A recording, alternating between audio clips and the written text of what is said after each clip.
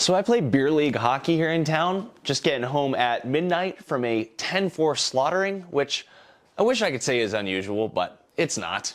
Now, rarely do I get home from these late hockey games just ready to go to sleep, and what do you know? Some RM125 parts arrived. Now, one of the things I like about making YouTube videos for a living is that I can work whenever the heck I want. Welcome to RM125, episode 6.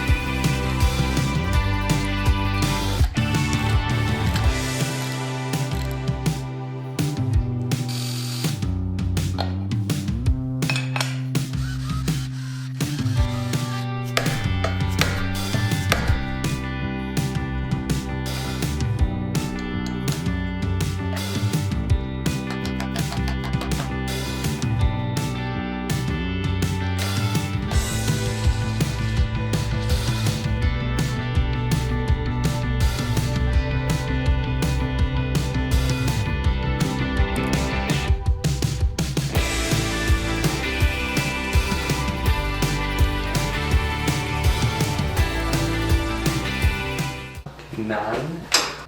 Oh, 9? What the hell? You might remember when I was building the bottom end, the brand new OEM clutch lock washer has no tabs to bend and isn't wide enough to get any purchase anywhere on the washer. So I bought an RM250 lock washer hoping that would work, but it's for a bigger shaft. And I had 2 other clutch lock washers that also don't fit. This is peculiar to me, as the manual does indeed state to bend the lock washer, but the OEM washer simply doesn't allow it. If anyone has run into this on an RM125, please let me know if you know of an appropriate lock washer. The clutch nut is torqued to spec, so hopefully it's not going anywhere, but those lock washers do add some peace of mind. Damn, this thing's sexy. And now I'm ready for bed. See you when I see ya. And it is nearly a week later. The RM125 has moved to a box stand because the Panthera project is underway. Radiators, engine covers, axle blocks, and a brake cap are set to arrive tomorrow, which is very exciting. But just the other day, this package arrived from Italy and it contains fork guards, but much more importantly, fork guard guides. If you look at a Yamaha, the forks have this metal protective ring. Same thing for a Honda. KTMs use a plastic piece, but it's the same concept. Suzuki has nothing. Thus, they use these guides, which I always thought were ugly and wondered if they were necessary. Well, on the 03 RM build I did a couple years ago, I learned my lesson because I tried running the fork guards without those guides, and after 1 or 2 rides, they were chewing into the forks. I'm glad I caught it before too much damage occurred, but I learned that's a big no-no. Now, the reason I ordered these all the way from Italy is because the guards and the guides were $16 total. One of these guides, OEM, comes in white and they are $48. So this was a cost-effective way to get a more desirable color. But here is where we're getting custom. I would still like to run these RMZ fork guards in gray. The difference is that these RM125 fork guards have these slots all the way down for the guides to sit in, whereas the RMZ fork guards do not. They're smooth all the way through. I want these for their ability to protect the fork rather than the guide itself. Essentially, I want to use them the way KTM does. So let's get modifying.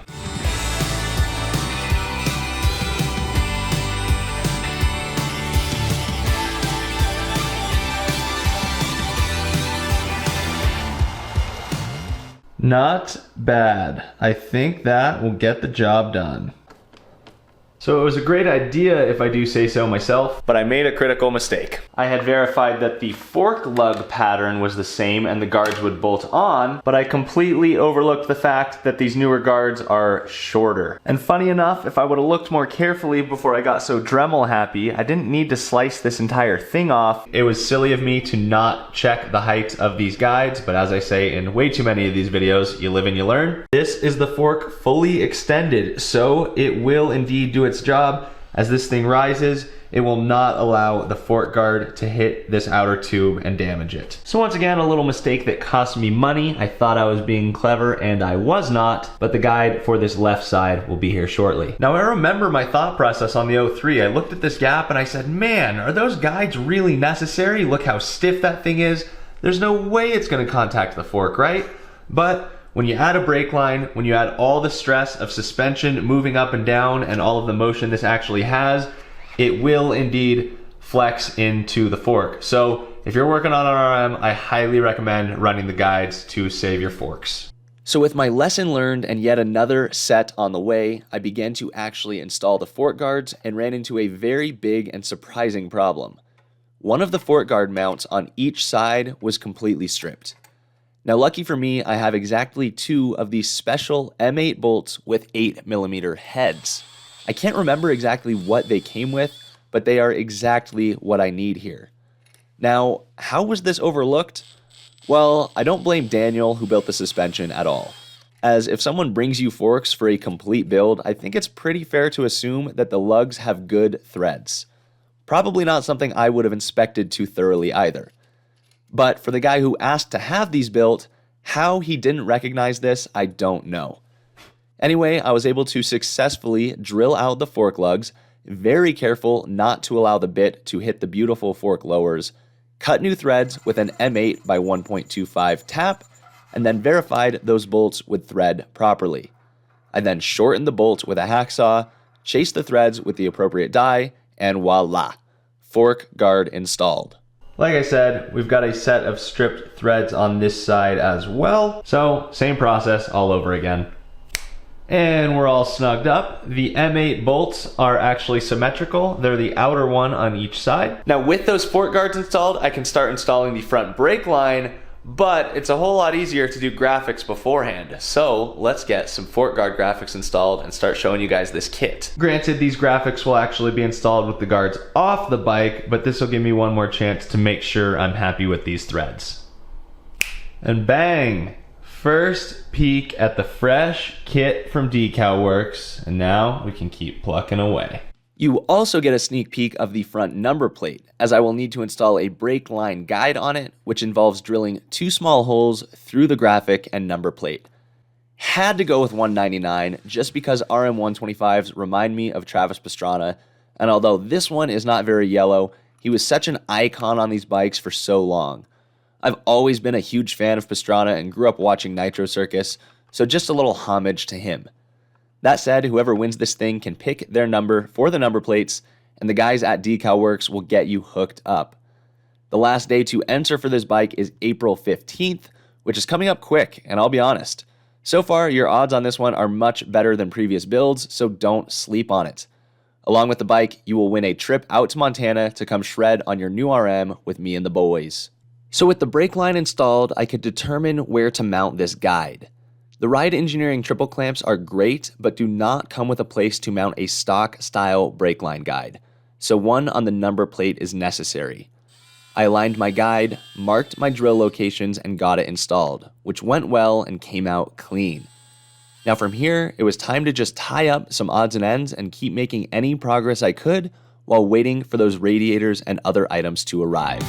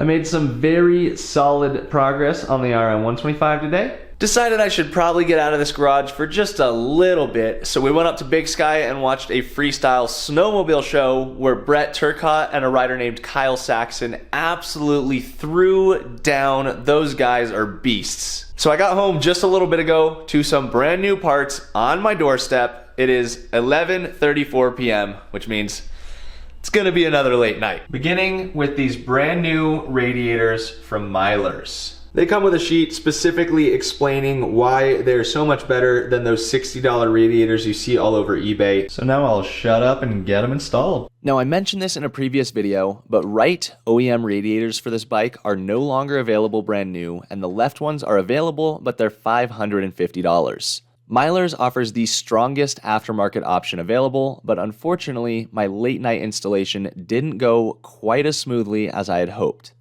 I started off strong, with the aftermarket hoses actually sliding over the outlets on the right radiator, which doesn't always happen. Right radiator installation went pretty well, and then I installed a brand new OEM louver, which had way too much side-to-side play and could easily fall out. I remedied this with a clever solution to make up for my not-so-clever solution on the fork guides, by drilling tiny holes in the louver pins and putting cotter pins through them. I then moved on to the left, which is where the struggle began. This lower outlet was way harder to get on the hose than the right for some reason, which I blame the hose for, not the radiator, and I will skip showing you that struggle. I also found the hose was too long, as aftermarket hoses go sometimes, but I really wanted purple. I cut the hose, got the radiator installed, and thought I was just about home free, and then the louver was too tight on this side. The louvers for the left and right are identical and the exact same part number. Too loose on the right, too tight on the left. I had to torch and bend the radiator just a bit and then file the holes out as they were spaced too far apart for the louver to fit. Some struggle later, finally, both radiators were installed and I thought it would be smooth sailing from here. Not quite. I went to install my brand new FMF factory fatty header and there was no way it was sliding into the cylinder.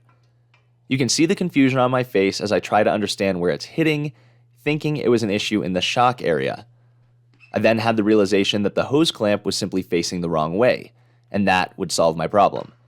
Still not quite. I then removed the entire right radiator to remove radiator contact from the equation, and voila, the pipe installed, no problem. So I'm definitely bummed to have waited a month and a half for radiators and find myself in this situation. The pipe contacts this outlet of the radiator pretty heavily. I cannot properly align the pipe due to that contact, and I don't even have the bottom radiator bolt in. It still needs to move back about a 1/4 inch to even be close. Also, this radiator hose contacts the pipe. These are aftermarket hoses. This just needs to be shortened a little bit so that this sits closer and is not hitting the pipe. Should have just gone to bed tonight. I questioned if it might be possible to bend the outlet of the radiator enough for it to fit, which is super dangerous and totally risks destroying the new radiator. I torched the outlet, found a socket that would fit inside it, and carefully tried to bend it, immediately landing on not happening, as the outlet wanted to split open further rather than bend. I quickly nixed the idea, glad that I didn't damage the radiator in the process, and stared at the radiator for a while, pondering what my next step would be. Damn. I was like, I'm just going to install the header and then go to bed, and that was an unfortunate discovery. Now it's bedtime, and I work on solving this problem tomorrow. I woke up the next morning with a clear mind and a positive attitude, ready to get this problem solved. Dude. Alright, so I was still a little frustrated. This is one of the last parts I was waiting for to finish the bike, and of course I hoped it would go a little more smoothly. But it's problem solving time. I ordered the best used OEM right radiator I could find on eBay should all else fail, but also got in touch with Myler's, who said they would send me another one with that hose outlet moved to the correct location. Couple things to do in the meantime. One hiccup does not mean it's going to be a bad day. Got some new packages from Jonathan over at 2SM Performance. So stoked to be working together on something custom for this build. This and this are for next episode, but let's tear into this package. So here I have some brand new axle blocks and a front master cylinder cap from 2SM. At first glance, this might look like any other anodized axle block, but there is something special about the ones from 2SM. These RM rear axles have a taper to them, where the diameter decreases going from the axle to the threads. Stock and other aftermarket axle blocks simply match the diameter of the axle, whereas these 2SM blocks actually match the taper of the axle itself. During installation and chain tensioning, this eliminates guesswork and ensures your axle is perfectly aligned. These are $50 axle blocks, but you get what you pay for. While I install those new axle blocks, I will also replace these old chain adjuster bolts with some brand new ones from my Bolt Hardware RM Pro Pack. Note, this is grease on these threads, not thread locker. Grease or anti-seize works here. If you have followed the channel for a while, you may have noticed the switch from fast metric fasteners to Bolt motorcycle hardware. For the YZ85 project, Bolt had some hardware available that fast metric did not, and they've been super easy for me to work with, so we have since continued that relationship. But I also want to thank Fastmetric for years of support on the channel and also offering very high quality kits. I then tied up some odds and ends, including the throttle housing rubber, cable guides, which I ordered on Amazon, and Kickstarter installation. Finally, I was dying to get the front fender graphics installed. If you have ever installed RM Restyle Kit or RMZ front graphics, you know the fender tip is one of the trickiest graphics around, with some very sharp lines and contour. Despite there being a couple tiny bubbles near the top, I am actually very pleased with this one, as I took my time and managed to get the graphic to match the contour without big gaps and bubbles. And that is where we're at. Despite a couple hiccups in today's episode, I am absolutely on the home stretch for this build. I really don't see anything that's going to stop me from getting this bike running by the end of the week. While those hiccups and problems aren't always the most fun in the moment, they are part of bike builds. I don't think I'll ever build a bike that goes completely smoothly, and really it contributes to the satisfaction at the end of the build when I see it all come together. Remember, you have until April 15th to enter for your chance to win this bike. 30% of all profits from this build will go directly to Daniel Schmidt, who I actually got this bike from. He is a local Montana racer aiming to race the Pro Nationals in summer of 2026. Racing professionally as a privateer is a massive undertaking, not to mention it costs a fortune. So by entering to win this bike, you are not only supporting me and my ability to continue building bikes like this, but you're supporting a Montana racer in his dreams to go race pro. If everything goes to plan from here, which my fingers are crossed that it does, Episode 7 will be the final build episode for this bike before I get to swing a leg over it and test it out. Thank you guys so much, as always, for watching. If you enjoyed this episode and want to see more, click that subscribe button down below. And today, I will leave you with a sneak peek of the start of Episode 7.